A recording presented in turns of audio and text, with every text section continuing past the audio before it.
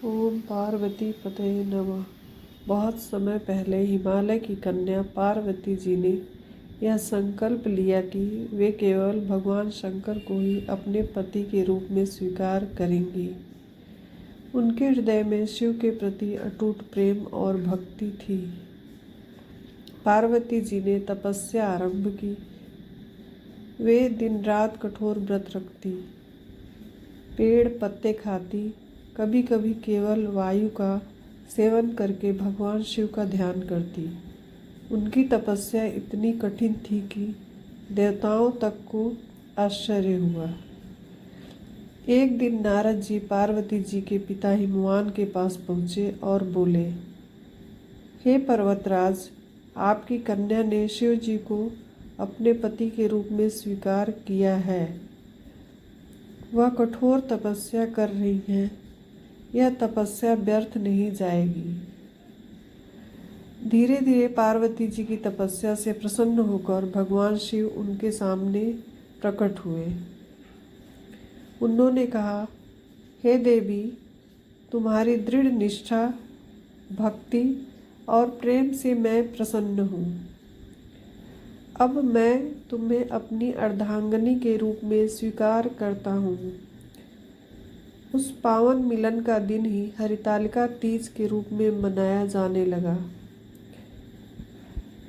इसी दिन पार्वती जी ने कठोर व्रत रखकर भगवान शिव को पति रूप में प्राप्त किया।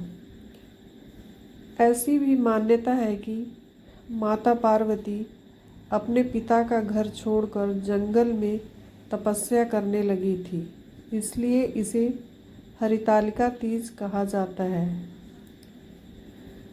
पुराणों में वर्णन है कि माता पार्वती इससे पहले अपने पिता के यज्ञ में अपने पति का अपमान नहीं सहन कर पाईं और प्रण की कि हम हर जन्म में भगवान शिव की पत्नी बनूंगी। तीज व्रत का महत्व।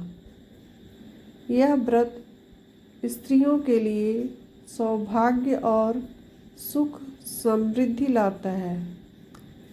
शिव पार्वती के पवित्र प्रेम की यह कथा हमें यह सिखाती है कि सच्चा प्रेम धैर्य, तपस्या और निष्ठा से ही सिद्ध होता है। इस दिन व्रती महिलाएं निर्जला व्रत रखकर रात्रि में जागरण और शिव पार्वती का पूजन करती हैं, 16 श्रृंगार करती हैं। सायंकाल में भगवान शिव के मंदिर में जाकर या फोटो रख कर उनका पूजा अर्चना करती हैं।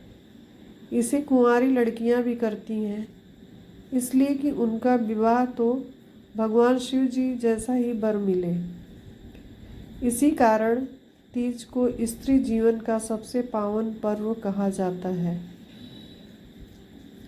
ओम नमः शिवाय।